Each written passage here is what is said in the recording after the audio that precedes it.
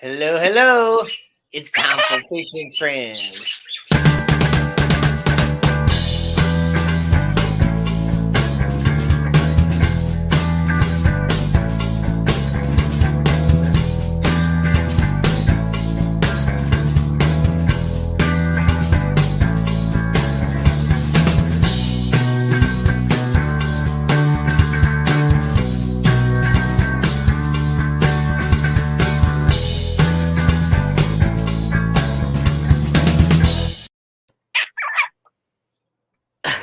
She's grooving out to the song. Sorry.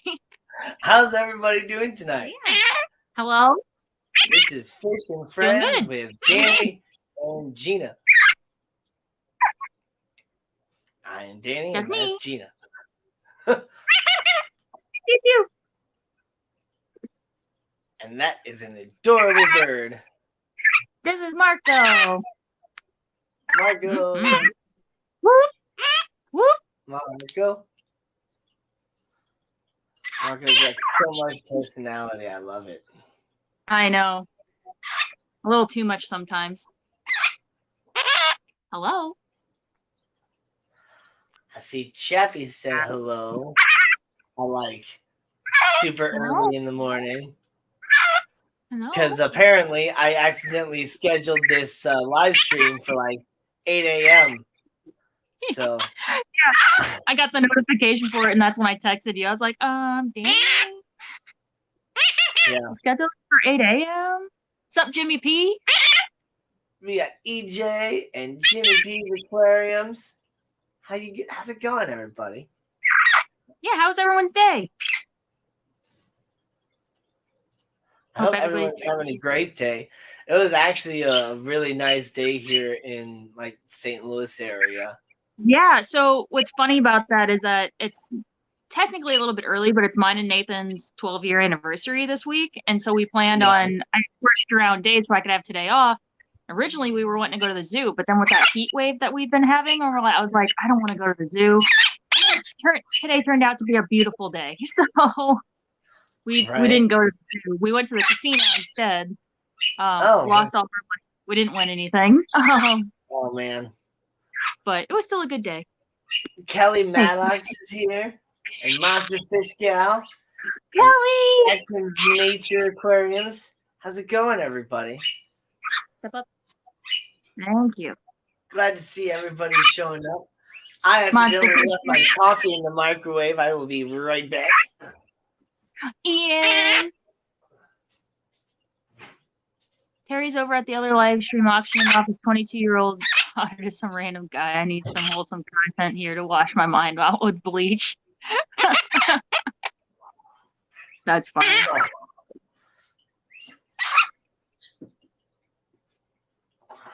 Yep, we could try to be wholesome. Oh, yeah. I saw that, EJ. I was over there. I didn't know his daughter was 22. I just heard some of it. But yeah, it was ridiculous. Richard Reynolds, how's it going, man? What's up, Richard? So if anybody has any questions about like what it was like to work in a pet store or anything related to like keeping animals and stuff like that, like definitely ask away. That's kind of what this live stream is about. Gina and I both used to work at different chain pet stores and had to answer a bunch of crazy questions and stuff like that all the time. And we both, kept a lot of different animals in, our time on this earth as well. So we got a lot of knowledge to share and a lot of different stories about working. A lot of experience, a lot of experiences to share too. Kelly, Kelly's one of my old coworkers. Her last day at Petco is the 25th. Congratulations. Everybody is leaving that Petco. And apparently I've been going back to my old Pet Supplies Plus to buy crickets and stuff, and it seems almost everybody's left there. The only people that are still there from when I worked there are the store manager still Alicia and Logan, who is the fish guy other than me. Logan's a good guy or whatever, but yeah, that place is absolutely ridiculous. They finally took down the signs and said that everybody had to wear masks and stuff, which is funny. Yeah. Had a few more people come in. Dennis, Garcia, Scuba Steve. Jamie hey. The Nano Aquarium guy. Wow, we got a lot of names that I haven't necessarily seen before or whatever. Make sure everybody's subscribing to both myself and Gina. And I said, if you guys have... Oh, here we go. Yeah. Oops. What was the weirdest genuine question, not trolling, serious question that was asked, but the dumbest, craziest thing you will never forget? Weirdest genuine question. I mean, like with the hamsters and stuff, people didn't understand that you had to like feed them and water them, like give them fresh food and water and clean their cage. They're like, oh, I like to clean it like once a month, right? And we're like, no, no, you have to clean it out weekly. I don't know. Do you have one? The weirdest genuine question I ever had was by this kid that had some sort of sense of weird, like, necrophilia or something. I don't know. I was there pulling some dead fish out of the tanks, just like talking to this kid. I had some in the bag, and he's just like staring at it, just like with all this like wonder, like staring in a way that you're not supposed to be staring at, like dead fish and stuff. And he's like talking to me. He's like, "Are those fish dead?" And I'm just like, "Yeah." And he's like, "Can I touch them?" I'm like, "No." I've had that too. Like, I want to see what they feel like. I'm like, "No, it's okay. No, man." Like, so yeah, right. That's probably the weirdest genuine question that I had was from. And this kid was probably like, I don't know, 11 or 12 maybe. I wonder if it was the same kid. So Danny and I used to work in the same, like we're in the same town. So a lot of our customers might be the same. I had that once too. And I once pulled like there was an angelfish that wasn't doing well, that was under treatment. Well, it ended up passing and I pulled him out. So I had him in my hand. He's like, "Can I take a picture of it?" I was like, "No." Why would I let you take a picture of a dead fish that I'm holding? No. Yeah. I don't know. Man. Some kids. Harrison Tropicals. How's it going, Harrison? Great to see you here. Thank you for dropping that. Your dogs could have regular tap water if they had to have special water. And that's a strange but also like honest question too, because I don't know about you guys over there at Petco, but at Pet Supplies Plus, we randomly got a shipment of this stuff that was called cat water. And yeah, we started getting specifically formulated, pH balanced or whatever for cats. And actually, when I was reading about it, it would have been great water for like trying to breed like neon tetras or something like that, because it was at like a 6.2 pH, super soft, low mineral content or whatever. Right. It's meant for cats that are prone to UTIs. It's supposed to help prevent UTIs. Right. And it is true. Like every living creature on this planet has its own pH range that it prefers. Like even us humans, like we actually get like a really high pH or something like that we prefer. Right, EJ? Oh my gosh, watch out for that kid. Mika M, how you doing here? Mickey M, what's up? Yeah. Kelly said someone that once asked me if we cremated dogs. Oh, like as a service? I could see that because that is a service done by vets. But yeah, it's weird to go into a pet store and ask if we do it, not a vet. No, I mean, I will admit I was kind of a strange kid too, but like, I don't know, I wasn't like fascinated with death and that sort of level or whatever, but I definitely had like, I had like formaldehyde and stuff like that, and I would do like, euthanizing of different bugs and stuff like that and put them on like pin boards, have like different bees and stuff that I found, and moths and butterflies and grasshoppers and all that sort of stuff. And it was a lot of it was involved with my science class, as I was homeschooled growing up until like 7th grade or whatever. But like it was a little bit different than this kid. I feel like. Yeah. Joe Coffey's here, and so is Kimberly Holtz. My best friend was not a spider. I just had a spider. Yeah. I mean, I've had people ask what we do with the dead animals, and I don't know if Pet Supplies Plus is the same, but we do have like a freezer in our wellness room, our sick room. And then we send them off to be, properly disposed of, cremated. We don't just throw them in the trash. We're not supposed to just throw them in the trash. Yeah, that's what we do with everything except fish. Oh, we did it with fish too, because they end up fish stinking. We just throw in the trash. Fish we put in the dead freezer. We would collect the fish, put them in like a plastic bag, then we just tie the bag off and throw them in the trash. Whereas like reptiles, rodents, I think we might have had like one parakeet that passed away or something when I was there. Like, yeah, we put them in a plastic black bag and put them in a deep freezer or whatever. And then like, yeah, every so often when it would get like full, we'd take them off to like a veterinary clinic or something where they would actually be cremated. Oh, we had a service that came and picked it up. We just have to give them a call and they would come pick it up. Oh, we had to do it ourselves. So it like almost never got done. That freezer got pretty full, sadly. Yeah. Ours stank because of the fish. We kept carbon pillows that were meant for like the fish department. We kept carbon pillows in there to help the smell. But yeah. Brennan's here. Misfit Reptiles and Aquatics. They'll be having an adults only game night later after our stream around I think it was 10:30 Central Time. Yep. Politics aside, the kid unhealthily obsessed with dead things makes case for red flag. Yeah, red law flag. Yeah.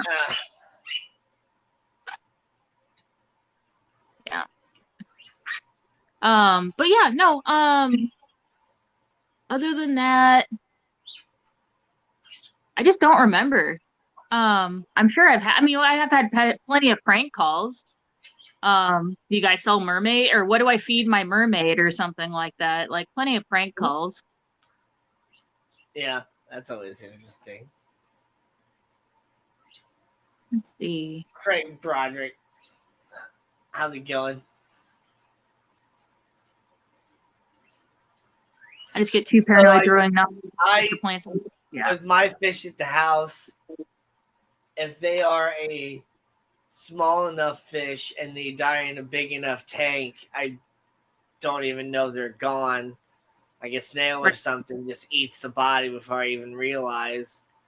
Yeah. I'll just one day be looking at my tank and I'm like, I think I'm missing one of my Harlequin rasboras. Yeah. And it's like, there's no finding it or whatever, Because honestly, like, I don't look hardcore in each and every one of my tanks every single day. Right. And then with the big fish, though, if I lose a big fish, I'll throw it out in my compost pile. And probably within a day or two, it gets eaten by local cats or a raccoon or something like that. So. Yeah, I think that's mainly why is because at Petco, at least at my Petco, my last store, when I first transferred there was a huge mouse problem. I don't know if you remember that, Danny. If you ever came in, it just smelled like mouse urine on the animal side of the store. It was pretty bad at one point. So yeah, we try not to put things in the dumpster until it was like that were edible until it was closer to trash day, because that's where they were coming in from, was the back door.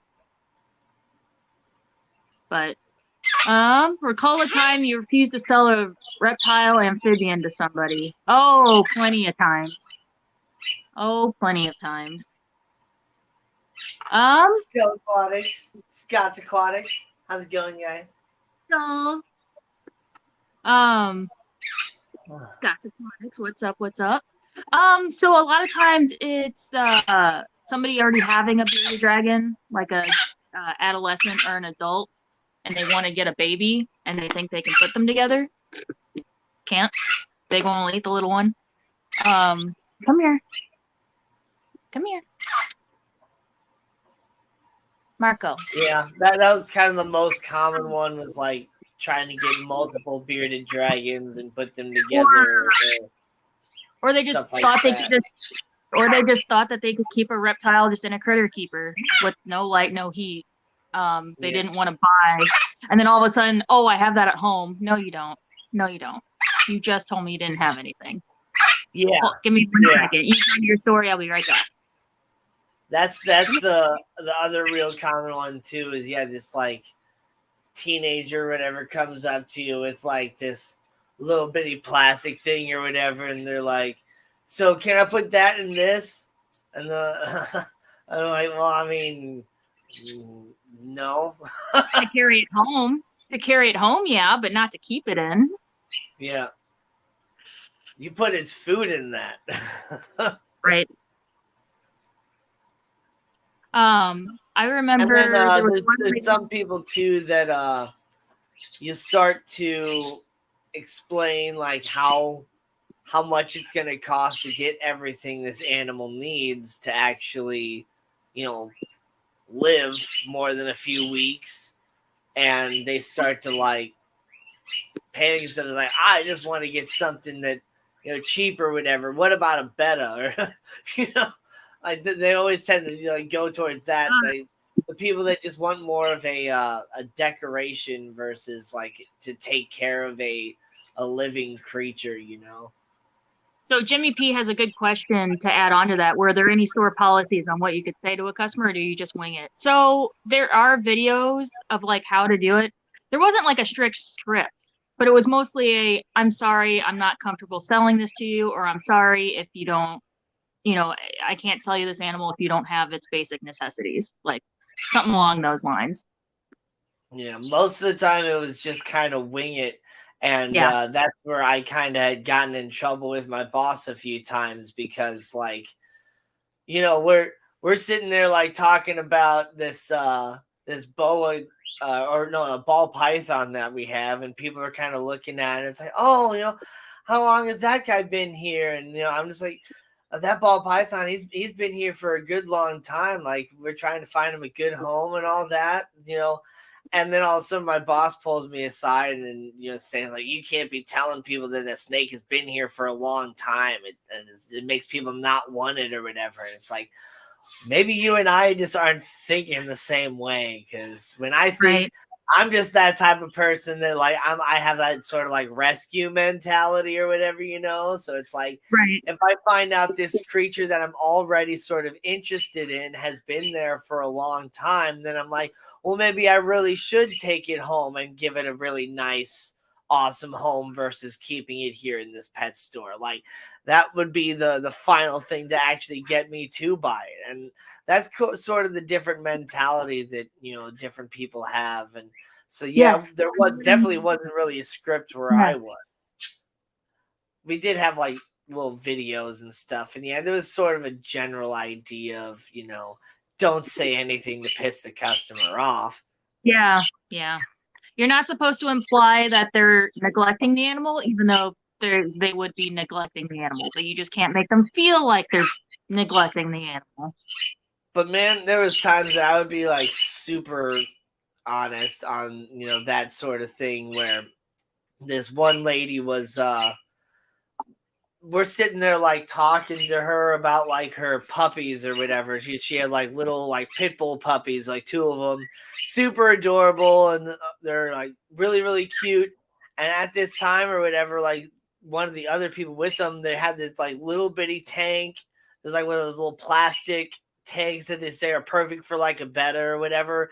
And I see this lady just grabbing all these betta cups and just putting them in her cart. And I'm just like, red flag. You're not gonna put all those fish in that tank, are you? And she's like, yeah. I'm like, they're gonna kill each other. Yeah. Like, so that's one of those things. Like, I'm just gonna be honest with you. Like, you're gonna kill all these freaking fish. Like, you can't do that. Yeah. Yeah, so usually whenever I see that, it's like ding, red flag. So yeah, they're either trying to put them all in one tank or they have a birthday party or something or a wedding or something and they want to use them as centerpieces, which Petco, I don't know about Pet Spice Plus, but at Petco that's actually against corporate policy. As per corporate policy, we do not sell animals as decorations. Yeah. Now, whether or not each store manager actually enforces it, or if they just got dollar signs on the brain, is store by store. So, Zen Ginger, how is it going? Zen Zen. Did you ever experience No, somebody? she did not still buy those betta. I did kind of convince her to pick out whichever one she liked the most. So she did go home with one, but she didn't leave with like 4 or 5 of them. Luckily, she wasn't going like. I mean, she might have been going for like more like 8, 9, or 10, but I did kind of stop her after like 4 or 5. But Right. yeah. So EJ has a good question. Did you ever experience someone who was experienced in fish keeping and plants tell you that because you work at Petco, you don't know what you're doing? Yes. I knew how to handle those kind of people. So I'm just like, okay, whatever. And I'd walk away. Just let me know when you need something because, they can't get the fish out of the tanks. They still need me for that. And then I just bring up conversation. I'm like, oh, okay, like, what are you like? What kind of tank do you have? And then I'm like, oh yeah, this and that. And I try to start spitting facts to be like, I do know. And then they either stay snooty and they kind of nose in the air, or they're like, oh shit, you actually do know. And then I build that clientele. So it really, yeah. But I have had some really snooty people come in. Yeah. I think the only person I've had like that was honestly this middle-aged Asian man. Oh, He just, the freaking plant guy. yeah, he just was just like talking about like, oh, these plants need CO2, and then like talking about like you can't have all these fish together here, and like what if these fish get so big, why do you have them in such small aquarium? Like if they need such huge tank, fish need such bigger tank. Like it's just like I know, sir. Like we're just selling fish here. They're not going to stay here for a long time, and all this other stuff. But most of the time, honestly, like most of my customers knew that I knew what I was talking about. That's why they came to my store so often to come and talk to me, to come and learn what I knew about these fish, and so that if their fish could go with these other fish, and just to like talk to me. I had some people that they only wanted to come in and buy some crickets, but they'd sit there and talk to me for like 15, 20 minutes. Once again, my boss absolutely hated that, but it's just like that's what brings these customers back and all that, That's the way I'm looking at it. And I've had people, experienced fish people who normally only go to LFSs come to my Petco because they trusted me that I took care of my tanks, that my fish weren't sick. Yeah. They trusted me, so yeah. What is he saying? No, you should not be doing 10 to Masonize together in an unheated 10-gallon. They don't necessarily need a heater, but a 10-gallon is a terrible idea. And we got Pet Sonics here. How's it going, Diego? I don't know if it's just luck or what, but the aquatics people at all the Petcos near me are all fish keepers as opposed to the PetSmarts where it's just associate of the day. That's honestly kind of how it is around here too. It seems like the Petco people seem to at least have somebody there that's actually interested in fish. Most of the PetSmarts are just like the same people that are working like McDonald's and Taco Bell or whatever. They just don't really care about their job and don't really know what they're doing. Yeah. Stop. But where I used to work, like we had a really good team there for a while. Where like I was the assistant manager and I was like the fish expert guy, and then we had another like who was our like animal husbandry specialist guy, but he was really good at more of the community area of like fish keeping. Like he was really into like guppies and like live bears and stuff, whereas like I was more into like African cichlids and things like that. So we had kind of shared knowledge, but he had like more on this side and I had more on that side. And then the one of the other managers, she was like a guinea pig expert basically. And Logan, the other fish guy, he also knew a lot about like reptiles and like breeding geckos and stuff like that. And then all of a sudden I took parakeets home and I became more of like the bird guy too. And so like we had like a really, really good team where we were trying to share really good information. We would not be selling animals to people that were not prepared for those animals. And we'd make sure to try and convince people that you don't necessarily need to go home with the animal today if you're not fully prepared for it. You can buy some stuff now, buy some of this stuff later, and then, get the right animal when you're good and ready for it. Teach people about, cycling their fish tanks and stuff like that too. And actually give them good information, not just be like, all right, so here's the nitrates and your tank's not ready and just wait like another week and you'll be good. Like, Martha, hello. Sorry. What? Yeah. So yeah, a lot of people not knowing about fish compatibility and all that, or not caring how big the fish are gonna get. Yep, that's my old like Pet Supplies Plus.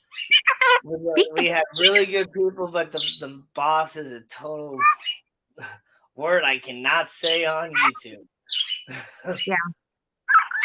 What animal did you sell that is generally going to be the most absurd or abused?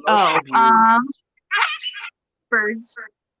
Birds are usually the most neglected, or iguanas.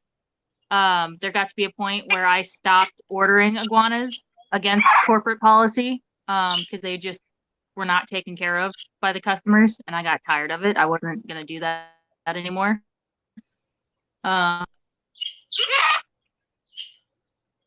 Ferrets, kind of. So they were just returned a lot. Ferrets were returned a lot because people don't understand the temperaments of ferrets.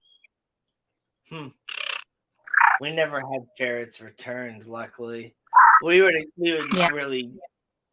Ferrets were expensive too, so most of the time you didn't have people just randomly like walking in and buying a ferret. Right. Beep beep. No, it doesn't know how to say oh no. She doesn't know how to say oh no. Yes, Gina's camera's a bit blurry. It's not just you. She's might be working on the whole internet thing or whatever. She's gonna get a range extender if I don't just buy her one myself. I do have one, but it's kind of a cheap one. I probably should have gotten a better, more expensive one. But yeah. It's probably my internet. Ew. Oh no. Oh no. Oh no. She's intrigued. Oh no. Oh no. Oh. Ooh, ooh, ooh, ooh, ooh, ooh. Eat, eat, eat. Oh no. Guinea pigs have been the most returned with me when it comes to like the small animals and stuff like that. So at my store, it was guinea pigs, but they would have to be relinquished because it would be like 6 to 8 months later when they were fully grown. They're like, we didn't realize how big it was going to get. We didn't realize how much it was going to need to eat. I always tell people a male's going to get the size of an NFL football. Like they get big. Yep. I always told people a small loaf of bread. Like not a full like American like loaf of bread, but like a small loaf, like those little more bakery size loaves. Yeah.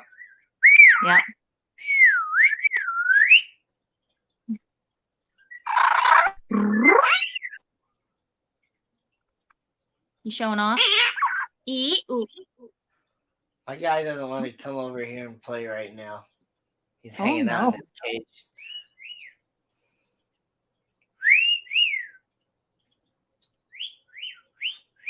No, it's okay. Her name's Marco, so she gets mispronounced all the time. Because the previous owners thought she was a boy. Yeah, we're her third home. So we didn't name her, but we did DNA test her and found out she's a girl. Oh. Full DNA test. Yes. Whoop, whoop.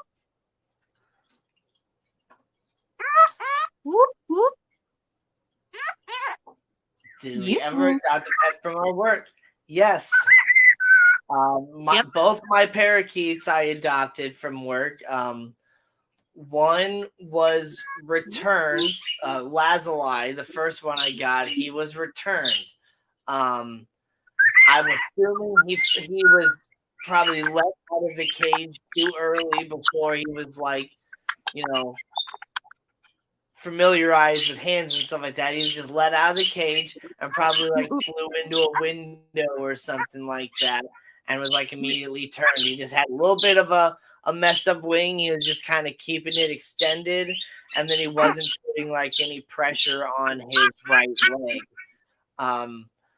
After a week, I was finally able to get him into the vet. And the vet said that he was fine. He didn't feel any fracturing or anything like that. And by that time, I actually got him into the vet. He was already hopping onto my finger and stuff within the cage. So I bonded with him super hardcore. And then we had another parakeet that ended up coming in from a shipment or whatever, and it was just hanging out on the bottom of the cage. Didn't really seem to want to be standing up on its legs, and just was kind of being bullied by all the other parakeets. So I ended up taking that one home too, and that's Lapis now. And now they're both happy and healthy, but Lapis wants nothing to do with me. She's just off on doing her own thing, whereas I was able to bond with Lazuli before I had the second parakeet. And then I took a lot of fish home too, especially we'd have people that would come in and be like, this gourami's being a jerk, or I didn't expect this African cichlid to be such a jerk, or this goldfish is too big for my 5-gallon aquarium. So it's yep, I threw that one out in my pond and stuff like that. And so, yeah, I took a lot of animals home from work for sure. Yeah, all of my saltwater fish came from my Petco. Let's see, my first bird, and I will never get another bird from Petco because he had avian bornavirus and died 8 months after I got him. It's a nerve tacking virus, kind of like HIV, and it destroyed his lower intestinal tract. But no, she's from a rescue.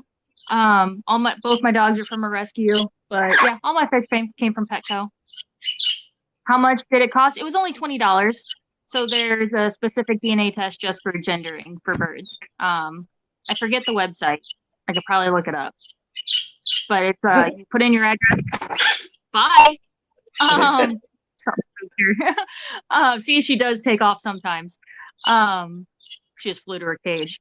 But yeah, you put in your address, they mail you the DNA sample kit, and then you write your account information, or you put a check in the mail, and then when you send it back, then they charge you, and then you find out within I think 3 to 4 weeks. Well, that's no fun there, Mandy. I'm probably not gonna breed my parakeets. Aww. If she pops out any eggs, I'm gonna have mini scrambled eggs for breakfast. Mini scrambled, mini over easy. Yep. Yeah, I also purchased a lot of animals from where I work. That's where I pretty much got all my fish at too, was Pet Supplies Plus. I got some from Petco, but honestly, like it seems like the fish that I was getting from Petco would maybe last a week or two and then they die. I had terrible luck with hillstream loaches, but I could only find the hillstream loaches in Petco. Yeah. Yep. Gina knows, she's the one that sold them to me. So. Yeah. Yeah. I know. I did my best with them, but there's only so much when they come in not good from the distributor. So right. And that's what's really hard is like it's not so much just these chain stores that's the problem. It's not so much just the workers, because you can have some really, really awesome workers there that just know what they're doing and they're doing everything they can. We medicated our tanks. We had a little quarantine tank in the back and stuff too, but there's only so much we can do when we have distributors that are giving us a sack full of feeder goldfish that are coming in with gill flukes and tumors like that are the size of freaking peas growing on them and stuff like that. It's just ridiculous. And they're only liable for so much. Like maybe they'll refund you the money, but it's like us at the pet store are still basically responsible for basically watching this animal die and giving it the best care that it can until it finally gives up, and it's kind of a horrible part of the job too. Right, because you still have this sick animal and now you're responsible for trying to nurse it back to health, and you only have so much space to do it. So you look awesome. What is this omelet for ants? Man, like seriously, if I could, I would love to just have like one emu that just drops out like an egg a day. Because I just feel like an emu egg is probably like the perfect size for like a true like Danny sized omelet. Because I'm one of those like 4 or 5 eggs like a time, So instead of having to crack 4 or 5 chicken eggs, do like half a dozen eggs every time, I can just do one emu egg. Have you seen an emu egg before? Yeah. They're like dark green. They're beautiful. It's like a scaleless dragon egg. Like if it's just missing the scales. And then they're kind of elongated too. Yeah. Yeah, they're super cool. Dollhouse-sized eggs, Ben. Right. Scuba Steve said when I first got. Yeah, I was just about to read that too. When I first got. Go ahead. Go ahead. Oh, okay. When I first got into cichlids, I bought a large OB for $50 and then put him in the main tank. And the next day he was beat up. And I put him in a hospital tank and dosed a little salt and meds. He died in 3 days. Yeah.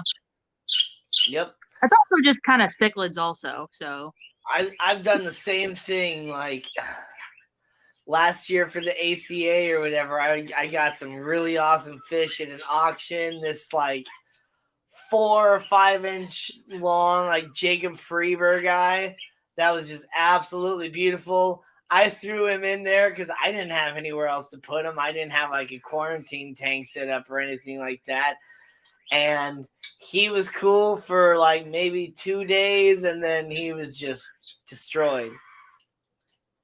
Yeah. But yeah, you live and you learn with, different fish. And honestly, with the aggression level with African cichlids, I'm just kind of done with them and stuff. Yeah. But all right, let's see. We got 22 people in chat. That's exciting. It's time for a special part of our stream. Gina and I have come up with something that we want to get everybody in chat involved. So hey Bunny Viper, how's it going? Perfect time. Be sure to hit that like button on your way in so that it sends out a notification for everybody that this awesome stream is going on. And share it out with all your friends too. But anyway, it's time for Dumb Customer of the Week.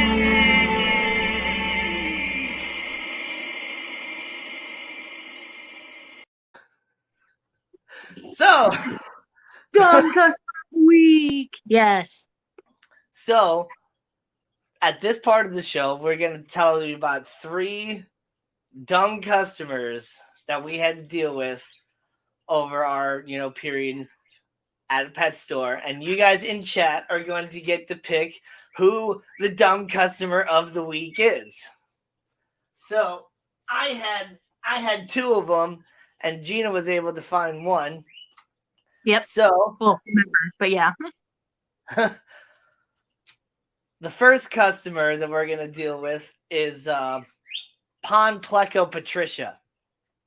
So this lady came in and she was trying to find some sort of like algae eater for her pond outside. And I was just trying to explain to her that it's like the only thing that can really do that is like maybe like some pond snails or something like that. But she just was like really insistent on getting a pleca, is the way that she said it. She's like, I need a pleca for my pond. And I just kept trying to explain. It's like, yeah, you can maybe put it in there like over summer or something like that. But it's a tropical fish. It's not going to survive over winter. And then what are you going to do with all of a sudden this like, 2-foot fish that you have to like bring inside and all this other stuff? And she just like kept asking me like over and over and over again about, it's like, but how long do you think I could have it in there? And like how good do you think it'll do? And it's just like, just don't do it. And it's like, but how long do you think I could? And it's like, lady, just no. For the summer. That's it. That's what I'm telling you. For the summer. Yeah, and then it's just like she just kept saying pleca over and over and over again, and just every time I heard it, it's just like, it's like I was getting hit with a lightning bolt straight to the brain. It's like, it's like, oh my god, pleca. I'm like, oh, absolutely terrible. Well, that is Patricia. Go ahead and tell us about your customer there, Gina. My customer is Icebox Irene.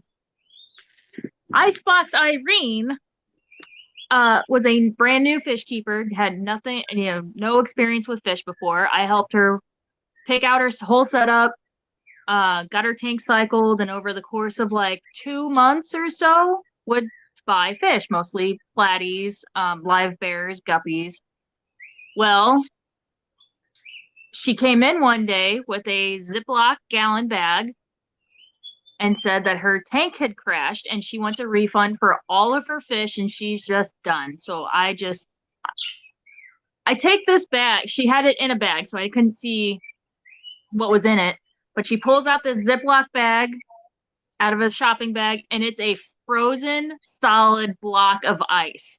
This big, like all water. And you can see fish just scattered throughout this solid block of ice. And I went, what is that? And she goes, this is all my fish that I've collected as they died. And I called up here and somebody told me to put them in the freezer so that they wouldn't decompose. And I'm like, but that you had water in with it. And she goes, yeah. I'm like, so I can't see everything because it was cloudy and everything. And I'm like, yeah. I can't tell what's in here. And I'm like, okay, well, besides that, let's go over what happened. How often do your changes? And she goes, oh, every week. I was like, oh, okay. How much water would you take out? And she said, oh, all of it. And I'm like, all of it? And she goes, yeah, I would take all the plants out. She had fake plants. I would take all the plants out. I would take the rock out. I would rinse everything and bleach everything and then put it back in. I'm like, you did this every week? And she goes, yeah. And I'm like, that's why your tank crashed, because you're not supposed to do that. You're starting with a brand new tank every week when you do that. And I'm like, okay, well, do you have any of your receipts? And she goes, no, you guys have it in the system. I'm like, okay, well, the problem with that is I need to be able to tell what fish are in here to write down the SKU, the item number, to look it up. But I can only do that with maybe like 5 or 6 fish. I can only tell like 5 or 6 fish out of this block of ice. And she goes, oh, no. Like, I had to argue with her about, she's like, oh, no, you're going to refund me for all my fish. I'm like, I can't do that. And also, you don't have a water sample. Not that it mattered because your tank was a disaster. And she's like, no. Just wait for the ice to melt. I'm like, no, I'm not waiting for this solid block of ice to melt with contaminated dead fish water. Like, it was just a whole ordeal. And yeah. Oh man. That was Icebox Irene. Unrelated to dumb customer of the week, but that reminds me of another customer I had. This guy brought in a whole bag full of like African cichlids because somebody told him that he could, trade in his fish that died or whatever for, new fish basically or whatever. So he might have brought in like 1 or 2 that he bought from us recently, but like 75% of that Ziploc bag that was like good and full of fish was like just other random fish that might have been in his tank for years. And it's just like, I don't know who told you this or whatever, but you can't just bring in your fish tank of dead fish and just walk out with all new fish. Like, we can replace the fish that you bought from us within the last 2 weeks that died. Like, that's a hell of a good warranty on live fish or whatever, 2 weeks. But like, no, you can't just bring in whatever. But all right, so we had Pond Pleca Patricia. We had Icebox Irene. Now it's about Murder Molly Mike. This guy came in, and man, I honestly just kind of feel sorry for this guy. Like, I feel like he's just got like a super hardcore home life. Like, this guy just seems like he's so full of anxiety. But like, one time he came into the store, and like I remembered kind of telling him about African cichlids and how they'll be aggressive and all that stuff too. But then like another time he's coming into the store and he's telling me about his mollies that I had sold him and how they were just like super aggressive and chasing each other around. And I was trying to explain to him like the difference between like aggression and sexual tension and other stuff like that. And he's just like shaking and just like so nervous, and like his kids are running around doing all this stuff, and he's just like pointing at all these fish like, are these fish aggressive? Are these fish aggressive? And it's just like, whoa, man. like I told you about these fish being aggressive. Like, not every single fish out there is like aggressive. So it's like watching the mollies chase each other. Like, he thinks they're just like trying to eat each other and stuff. It's like, oh man, poor guy probably gets beat by his wife back at the house. Yes, Zen, we are changing their names. And honestly, I don't know most of these customers' names personally. Yeah, no, we're making up names. That's why that's why it all rhymes, or not rhymes, but has the same first letter. Yeah. So it's up to chat. Put a 1 if you think Pond Pleca Patricia. Put a 2 if you think Icebox Irene, and put a 3 if you think Murder Molly Mike gets Dumb Customer of the Week. We almost need like a little dude, like a Jeopardy thing. I know, I'm putting some music on here. There we go. Let's see. Everyone. Oh, you got 1, 3. Between 2 and 3. A lot of 2, 2, 3, 2, 2, 3, 2, 2.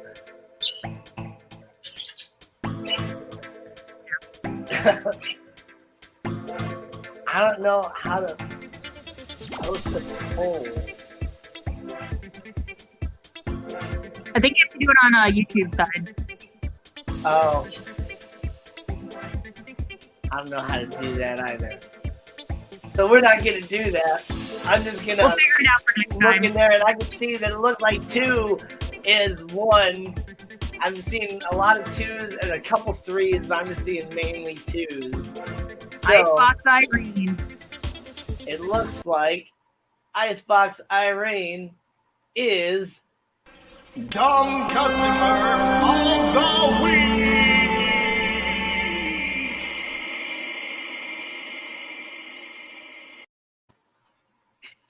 It was thought through enough, EJ. EJ, it's the first time, okay? We're figuring it out as we go. The best way to learn is to do, okay? We all make mistakes our first time, okay? The first time's always awkward, okay? Yeah.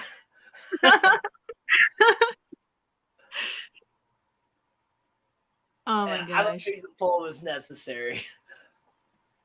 If I had 1,000 people in chat, then maybe a poll would be necessary.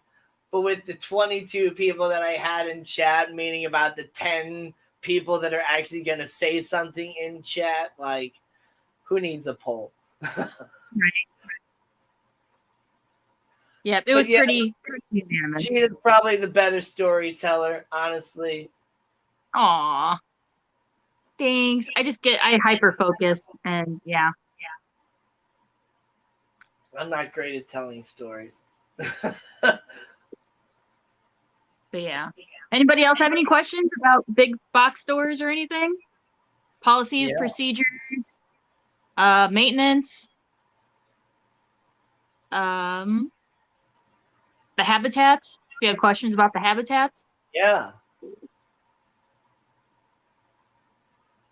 I got in trouble one time because I had seen that we had this habitat set up for this basilisk lizard, and so my boss had told somebody or whatever to kind of rearrange it to be better for the basilisk or whatever.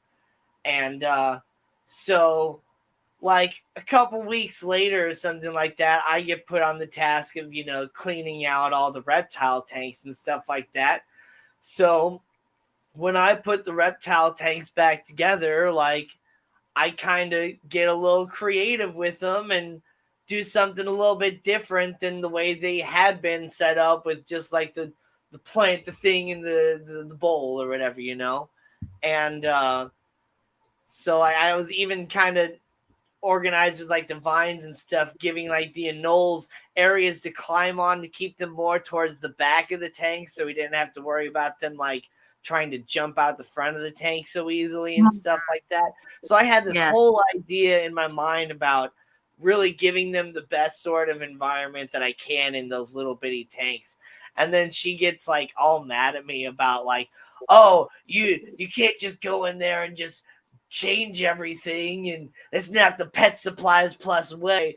You got to do things by the book or whatever. And then she shows me the book, and the book basically doesn't say anything about how it needs to be organized. It just says it needs to have this, this, and this in it. And it's it has this, this, and this in it. I just made it look better. Right. No, same thing happened to me one time. But before I get too into that, somebody did have a question. Hold on. Do they use any meds on their fish when getting new shipments? No, Petco does not. Now, if we have a bag of fish come in and I see in the bag that it has ick, then yes, I set up a quarantine tank for that bag of fish. But a general medication, no. But anyway, so we also didn't just generally medicate fish when they came in. It was no general thing that we did, but if they came in and they looked bad, we would put them in quarantine, and then we would, medicate as needed or whatever, Right. What fish do we think pet stores in general should stop carrying to help the average person not have problems? One should definitely be the common pleco for sure, because I think they should just kind of stop selling Plecostomus in general for the most part. I mean, I love plecos, and I think if you have the right mindset to try and take care of the right sort of pleco, it'd be great. And I think if pet stores would focus more on getting like bristlenose and some of the smaller species of plecos, yeah, they may be more expensive, but that will also kind of deter some of these people from just buying this fish to be the vacuum for their fish tank, because that's not at all what they are. And people treat them like they're just a vacuum cleaner. Yeah. And so that's they're poop factories. That for one. And then I also really don't like fancy goldfish.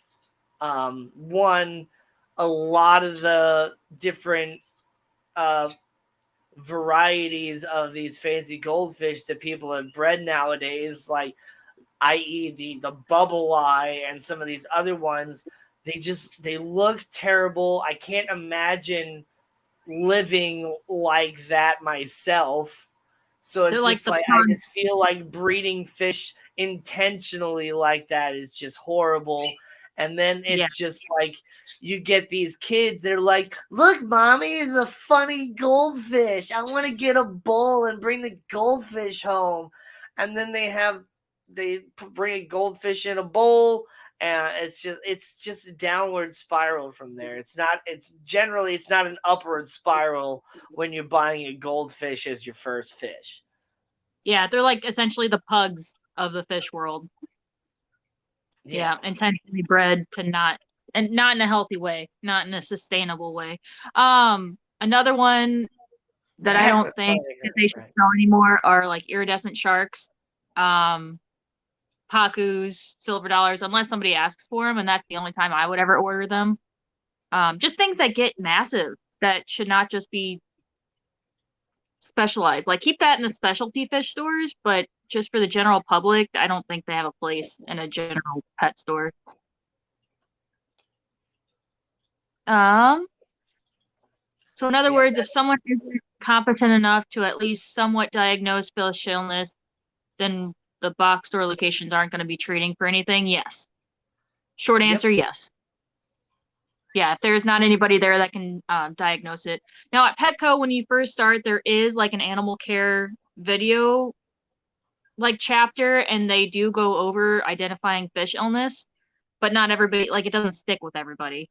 But yeah. At my pet supply store that I worked at, I was hired basically because of my knowledge on fish and different animals.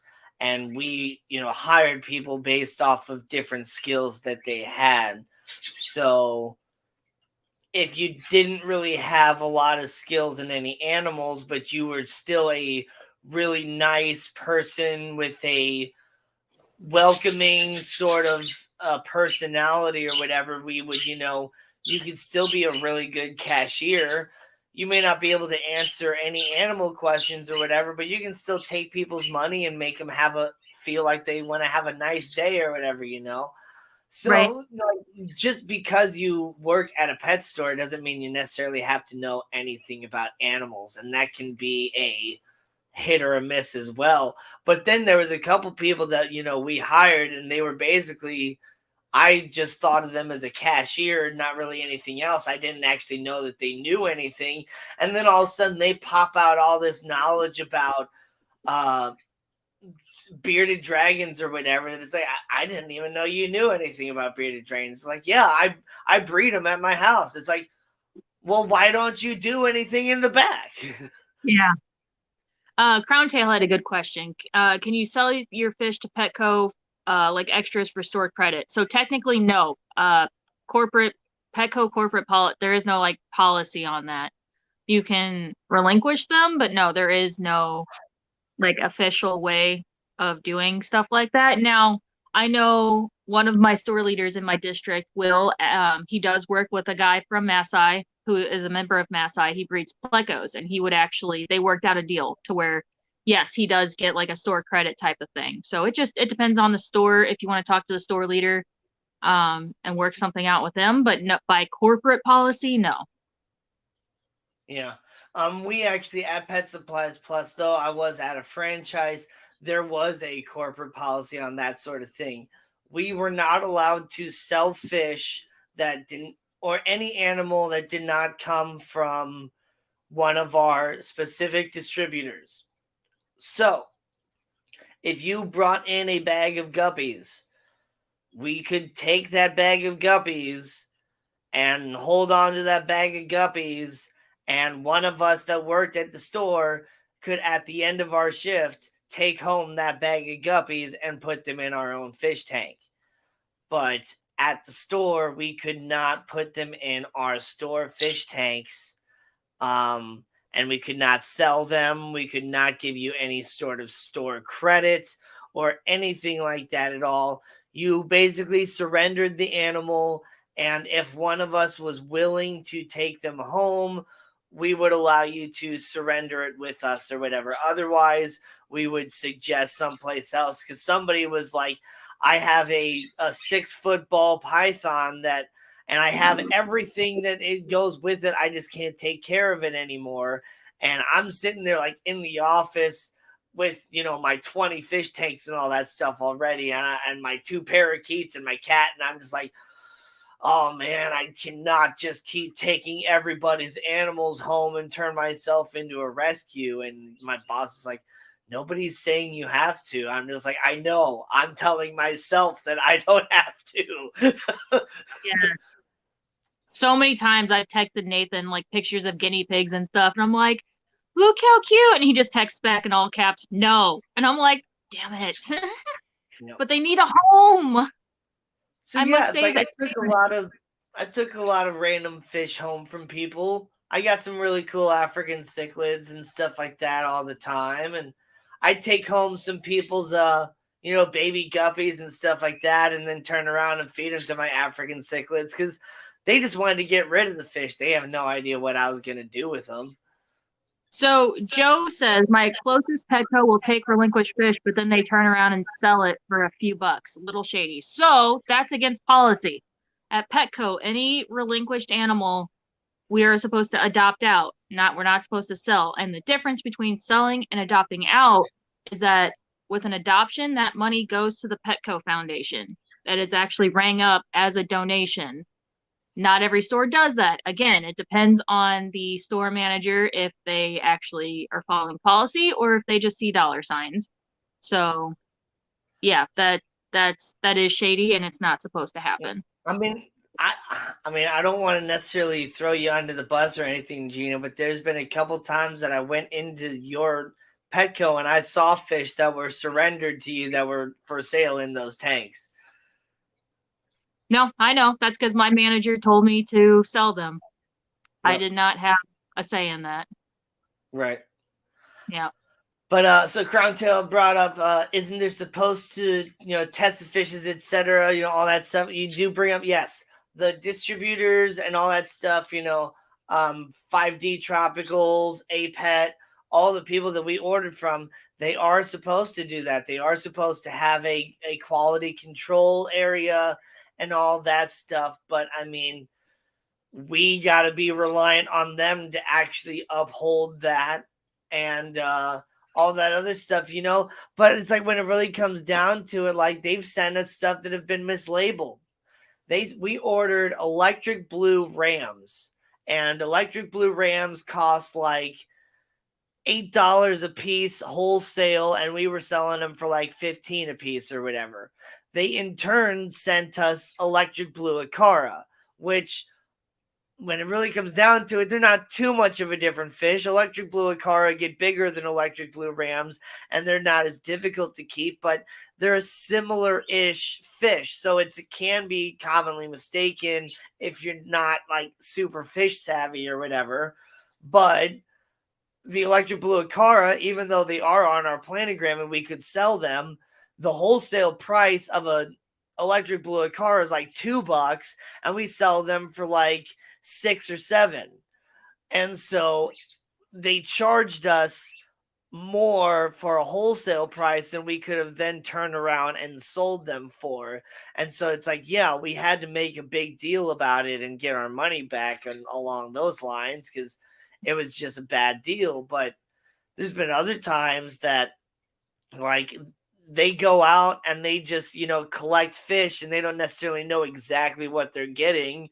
The Nimbochromis fuscataniatus female that I have in this tank that's right there above my thumb right there, she was labeled as a living stone eye. And it's like, I knew she wasn't a living stone eye, but I still purchased her as a living stone eye. And then later on, after I started working there, we got another one in. We ordered a living stone eye. They sent us a Nimbochromis fuscataniatus again. And so when I eventually sold that fish to somebody, I told them, it's just like, listen, it's labeled as a living stone eye, but I'm telling you, it's actually a Nimbochromis fuscataniatus if you care. A lot of the times, the people that were coming in really didn't care what the name was. They just wanted the pretty blue fish or whatever, But we did have a couple, like, African cichlid people, which was really cool. I mean, St. Louis is big on African cichlids for sure. Yeah. So Nano's asking, yes, it can.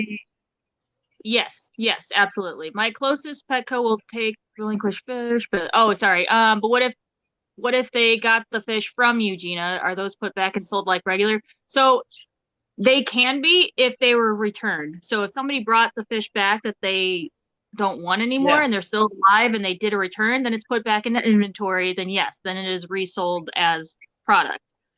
Now if they like bought mollies and then they brought in a bunch of molly fry or babies, then that would be a relinquish. Yeah. But yes, if they brought back the original fish that they bought from us and returned them and got their money back, then yes, they are put back into inventory. But also, like, Gina herself had, like, you had some fancy goldfish and stuff that you brought into Petco, right? Yeah, and those were adopted out. The angelfish, because it's supposed to be sold, or they're supposed to be adopted at half the price that we would sell them at. So I know I adopted out the angelfish. And then there was 2 fancy goldfish. Nice. Yeah. Or what I would do to kind of go behind my manager's back, I would still ring them out as like an item, but then I'd discount it half off. So the customer wasn't still paying that full price, that Petco price. They were still getting that kind of half off discount, but it looked like I rang them out. Right. Yeah. So, I would do stuff like that sometimes too. Yeah. Yeah. And I'd take the heat for it later. Yep. Because my boss was a freak, and she would read every single receipt and all that stuff. And I mean, hey, that's how the business makes money. I get it. There's a report. Work that I don't want to do. There's a report in the back office that you can pull up every discounted transaction, so the managers can go through and be like, why was this discounted? Why was this task discounted? Why was this discounted? Yeah. Like, gave the fish. Yeah, so that would be like if somebody bought mollies from me and then came back with the babies, that would be you relinquishing those fish. That wouldn't be like a return. So those would be adopted out. Yeah, we would just take them home ourselves. And if we didn't want them, we would tell people, it's like, no, I don't want those, but maybe you can try such and such other place. I would have no problem turning people to like Tropical World Pets and some of the other like fish stores, because I myself sold some of my African cichlid fry to Tropical World Pets. I got like $2 per fish.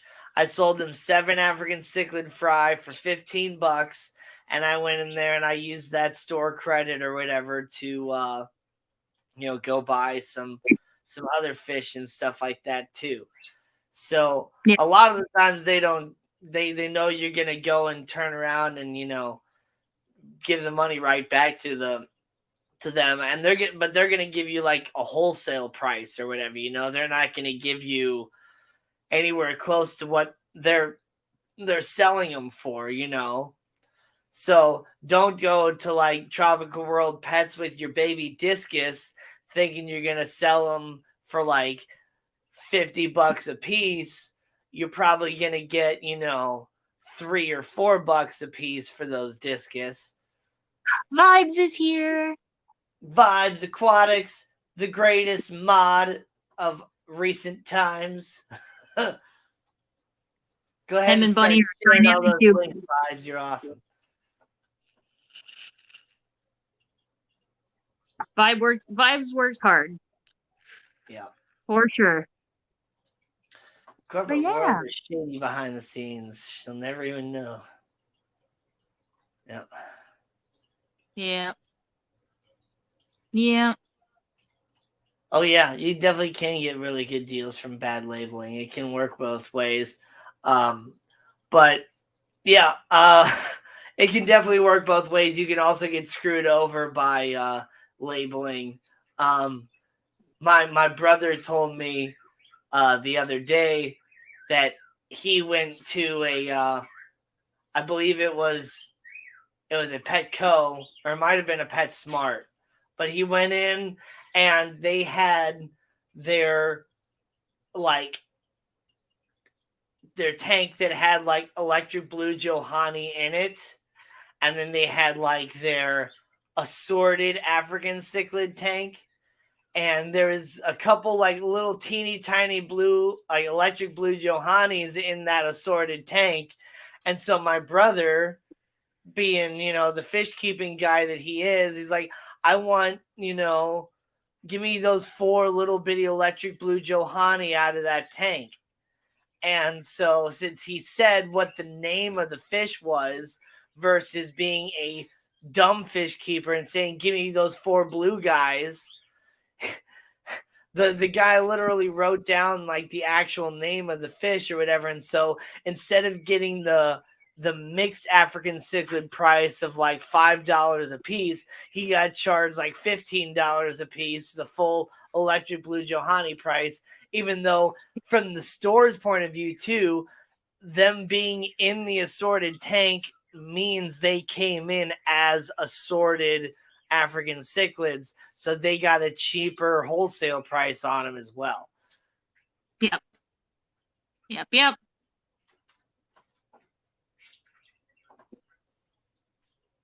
Oh man. Yeah. And see, that's the thing there, Joe Coffee, and that's what I would always tell people too. Like, why is this one in the assorted tank and this one's not? I would just tell them the honest truth. It's like, I don't know. Yeah. That came in assorted and this one came in labeled as what it is. Could that one be a hybrid? Maybe. Is it a hybrid? I don't know. That's just I what thought of it as they just have a hybrid. Yeah. I always thought of it as like they had a surplus of certain types of cichlids, so they just kind of make a grab bag of them. Same thing with the mollies. Like at Petco, we get like assorted mollies and stuff, and it's just whatever. I was mad one time because I ordered assorted mollies, and then I also ordered some black mollies because I needed both.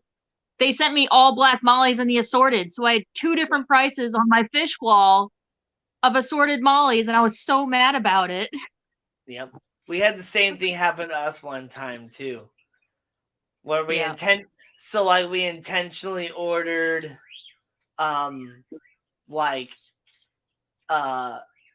Julie eyes or something like that.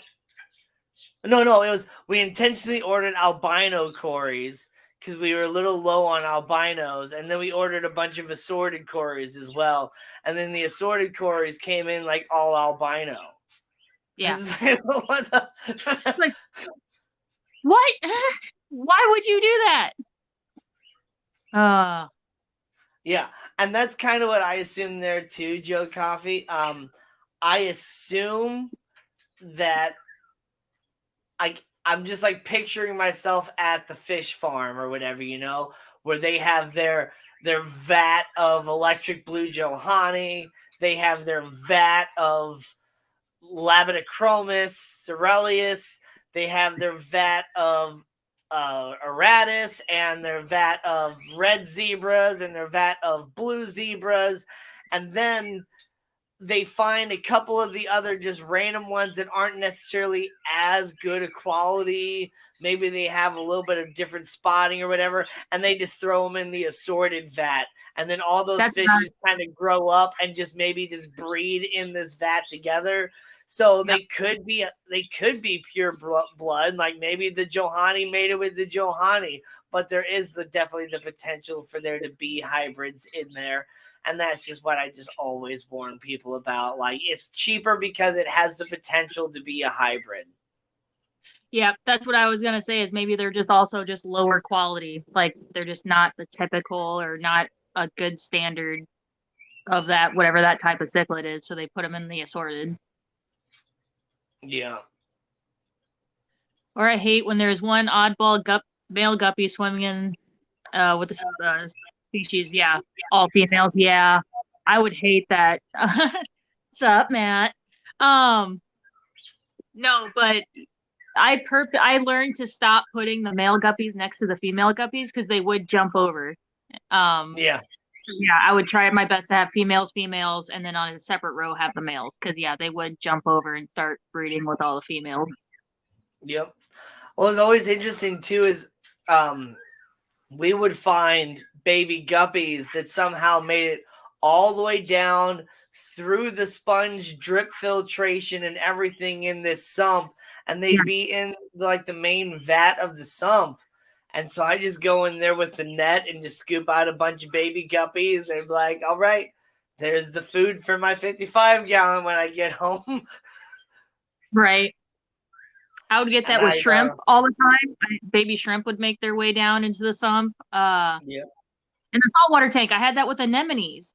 I was changing the carbon one time, and there's 3 small, like quarter-sized bubble tip anemones in the sump. I was like, "What are you doing? How are you living down there with no light?" Hi, Matt. I didn't mean to intentionally not say hi or whatever. I said hi to him. I said, "Hi, Matt." I was just sort of still giggling over the hot stuff comment. Right. So she says that EJ says that pearlweed is easy to grow, and you can see it oxygen pearl in sunlight. That's why it gets its name pearlweed, because it pearls really nicely.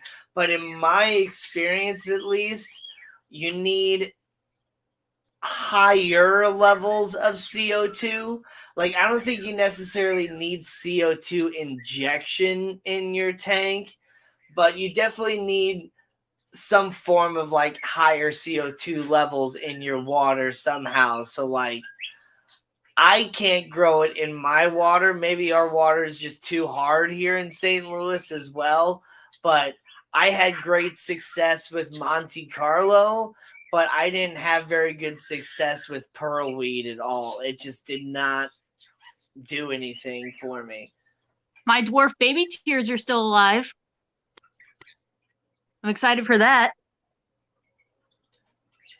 But yeah.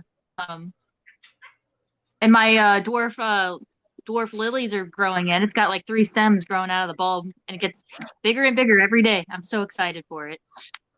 So that CO2 boost stuff, that probably wouldn't really do anything for pearlweed. Maybe a little bit. I think that stuff is actually a lot better for like Java Fern and Anubias and stuff like that, because what it actually does is it's a low grade algicide basically.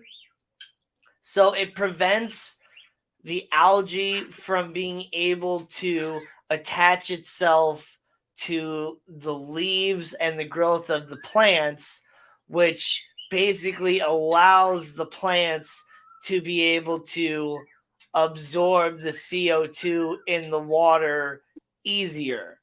So it doesn't really boost CO2 at all, but it kind of just it prevents really the algae growth on top of the leaves.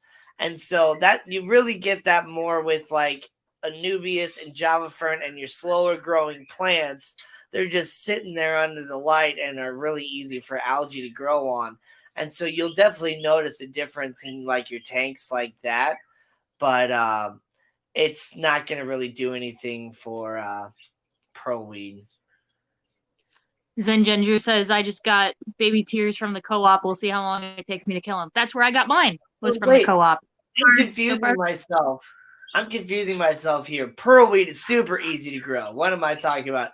I am talking about dwarf baby tears. That's what I struggled with without CO2. You should be fine with pearl weed. That stuff, it grows like a weed. And it pearls. Like, it's nuts. That's the stuff that MD uses like crazy, that he's just like, I'm going to keep this tank trim.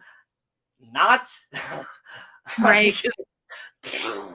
My baby tears are still alive. I'm excited for it. Because you had said that. You're like, good luck with that. And I was like, oh, God. Yeah. Okay. Let's see how this goes. But they're still alive. So I'm excited. Yeah, but I mean, Ian Atkins told me that same thing about variegated Anubias, how his just melted away without CO2. And I've actually had pretty good success growing mine without CO2. So it doesn't have as much variegation anymore, but there's still some like stripings in it. It's not super white like it could be with like CO2 and stuff like that. Yeah, pearl weed is literally a weed. The CO2 boost. Yeah, he uses that.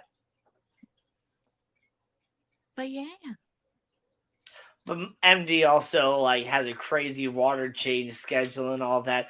But he did like recently change a lot of the aspect of his channel too, to where he's just put more focus into those ecosystem tanks, which I kind of love that.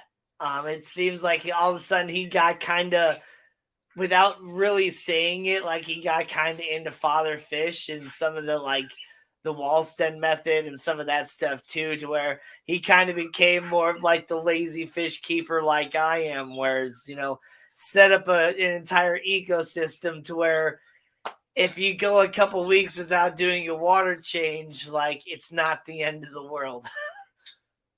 Yeah.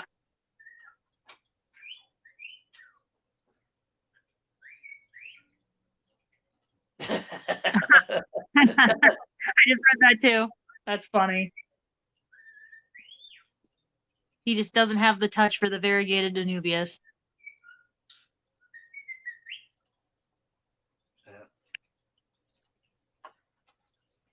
I mean, I definitely know MD has softer water. He lives in like the sheep farmlands area of the UK. Like he's got like the ideal like area to grow up at, man.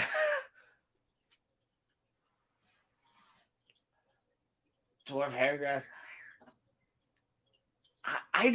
I have been doing fairly well with my dwarf hairgrass. You can see it in the background picture there underneath us.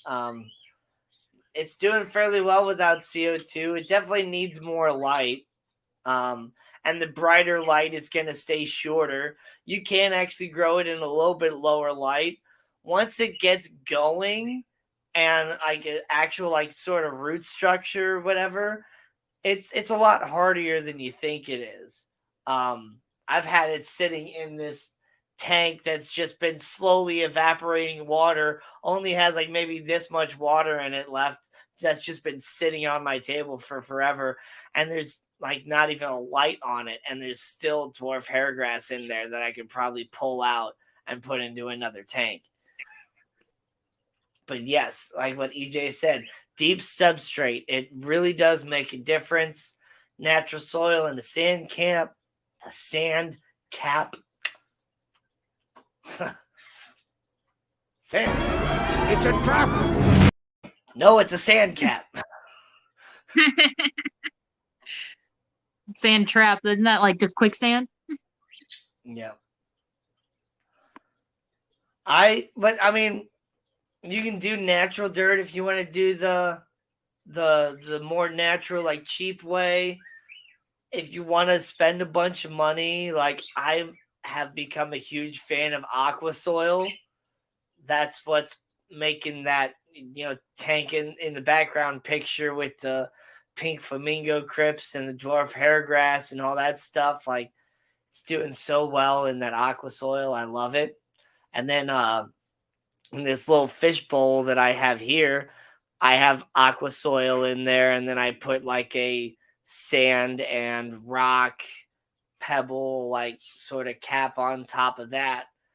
And I really think the nutrients in the substrate makes a huge difference for sure.